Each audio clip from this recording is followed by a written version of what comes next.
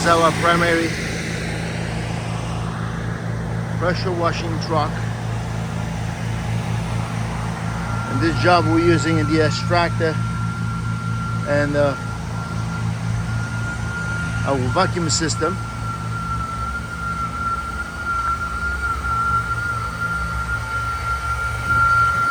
This sucks all the dirt that's taken out from the extractor. It gets sent to the front of the house or out of the clean area.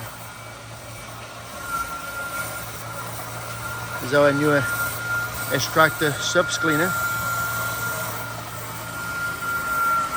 Our vacuum system operates in a system to the extractor,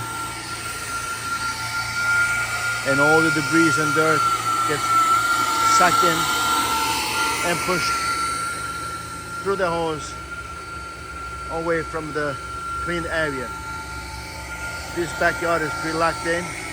There's no way for the water to escape, so we have to dismiss the water as we wash the patio.